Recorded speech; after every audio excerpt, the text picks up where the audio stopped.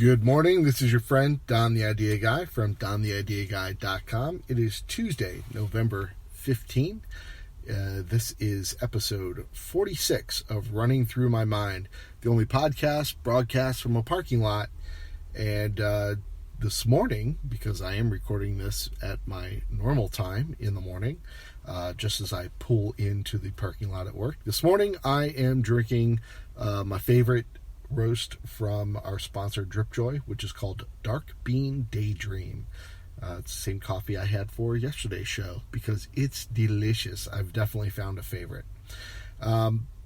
Speaking of yesterday's show, you may have noticed, and perhaps were even concerned, that you did not get your episode earlier in the day, as you typically do, because I had put off recording it until the end of the day for reasons that became clear as you listened to the podcast from yesterday, which you may have had to listen back to back with this one later today, depending on what time of day you listen to the podcast.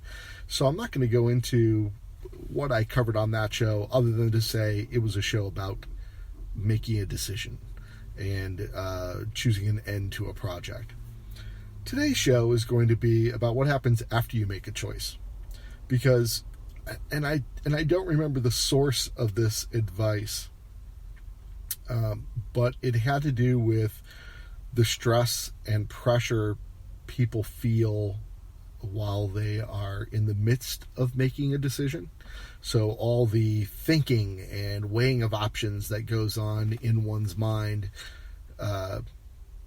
as a deadline to make a choice of some sort approaches creates it just creates undue pressure. Sometimes pressure that surpasses the weight of the actual decision you have to make. And it just drives people nuts. They get irritable. They get they're grouchy with other people. They feel stressed. They can't sleep. They have a hard time clarifying their thoughts because of the pressure of making the decision, not the actual decision itself. And once you make your choice, once you choose between the two things that have been occupying so much space in your brain, a weight is lifted.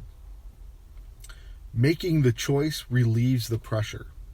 And I really don't remember the source of that. Part of that may have been sales. You know, when a client, you're trying to get a prospect to buy from you, they feel stress about that decision. Making that decision relieves the stress. It may have come from there. It may have come from an attitude or a book on dealing with stress. But I have found that to be true in every case, that the stress that comes with making a decision goes away once the decision's made. So yesterday, it wasn't a ton of stress, but I was still stressed about drawing the line and saying, I'm going to end the podcast series on episode 50. That's a big decision for this little podcast I've been doing because I've had a lot of fun doing it. I like it. It's become routine. I've done it I will have done it for 50 days. We've done it for 46. So that's kind of a decision to go, after this day, I'm not going to do this thing anymore, and I'm going to free up a ton of space to work on other projects. Actually, one of the things I mentioned yesterday about one of the things that led me to make the decision of ending this podcast was the fact I had two other podcasts kind of waiting in the wings to work on with other people that I'd wanted to work with before. The other thing I forgot to talk about is there's another solo podcast that I will not have to wait on anybody to do, that it's a blog and a domain I've had for years, and I've done a little bit with the blog and I liked it. The response was good early on, and then I just kind of abandoned it and went on to other things. So again, prove the concept, move on. That's kind of my MO. But I thought that it would make a really good podcast. I've been thinking about ways to bring that project back to the forefront, and a podcast may be one way to do that. And it's one that I can do completely and totally solo.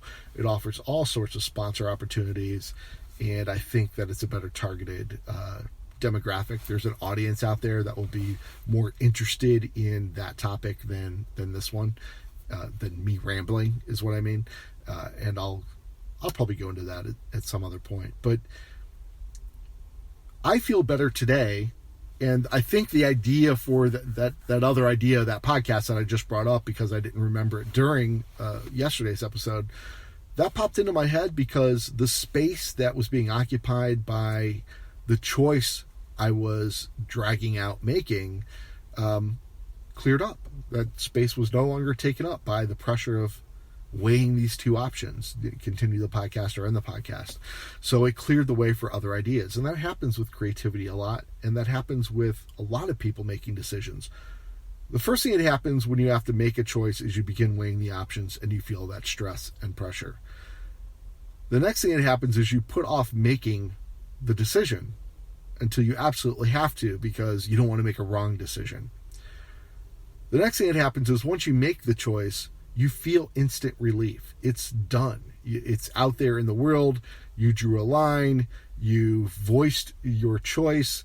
You pulled a lever. It's over. You made your choice, and now you live with the consequences. What people forget is typically you can always go back. You can change your mind. That happens.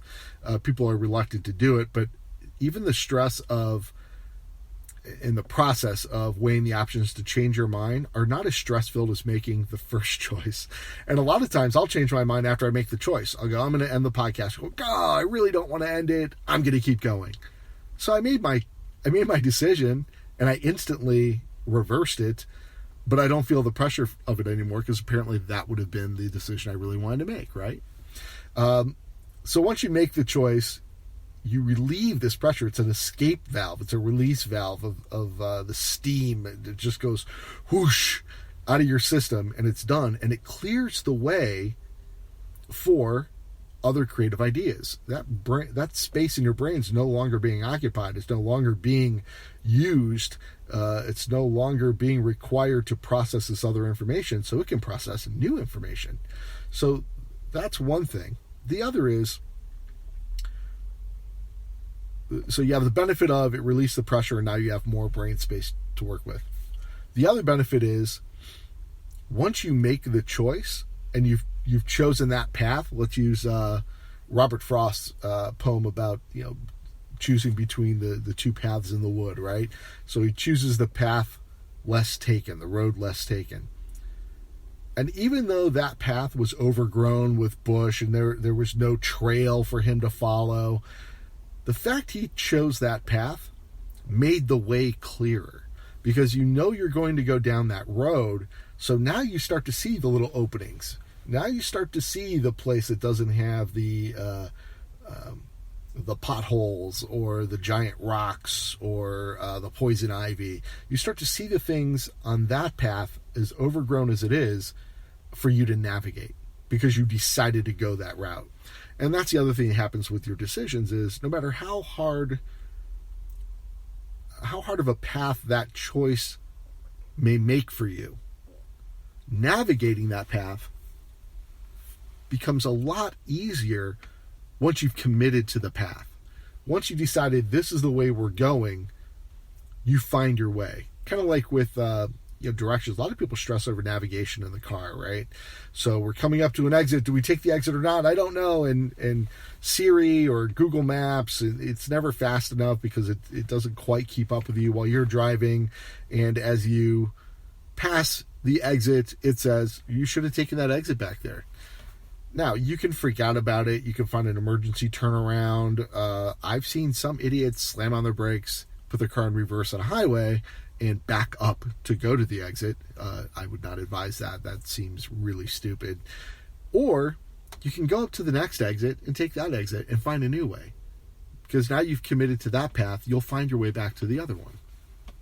So choosing a path makes the way clearer. A chosen path is easier to navigate. Those are my words of wisdom, such as they are for today. And that is, if you're struggling with a decision, just make one. If you're stressed out over making a choice, just choose. Because you may instantly reverse yourself, and that'll tell you what option you really wanted to choose. You may decide to change your mind a week later, and that's still less pressure because now you've gone a week down one path, and you go, this path sucks. I don't want to walk down this path anymore. There's bats and bears, and let's go the other way. And if that path is too hard for you, go the other way. That's fine. Somebody else may choose to boldly go down the path no one has gone before, but maybe that person's not you, and that's okay too. That's a totally separate conversation that we can have. But know that no choice, or very few choices, are not reversible, at least to some extent. It's ironic that I'm talking about this after an election that people aren't happy with the results of, but you know what I'm saying. Let me give my situation as a better example than the mess that has become this year's election. The podcast, I could easily choose to continue the podcast if I decided. I could record episode 50 and then decide the next day, you know what, I'm just going to keep on going. Maybe we'll call it quits after episode 55 or 60 or 600. You get to make those choices, and you can reverse those choices if you want. But the simple act of making the decision will relieve all kinds of stress in your life. And if you have not experienced this before, then try it, because I'm telling you, it will relieve a ton of pressure in your brain and in your body. I mean, stress manifests itself physically as well, and making a decision will help relieve that stress too. And then once you choose your path, you're going to start seeing all kind of openings. You're going to see little side roads and detours and bridges and tunnels that you can take to help you navigate that path. And the more you go down the path, the more you're going to get good at finding those little shortcuts and those interesting places to pull off at the side of the road and check things out, because you've committed to taking that path. All right, that's it for today. I hope you enjoyed the show.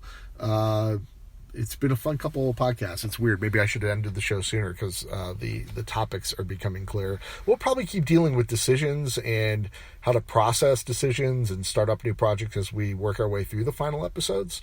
All, of course, powered by Dripjoy Coffee, our sponsor. If you want more details about Dripjoy, you can go to dontheideaguy.com/Dripjoy to check out information about my favorite dark bean Daydream roast, or any of the other 3 roasts that they sent me to try out as part of the sponsorship. I appreciate them being on this path with me, and I appreciate you being on this path. I have lucked into a couple of people that I know we're going to continue a conversation well beyond the episode, these meager few episodes that we have left, and that's kind of the fun part too.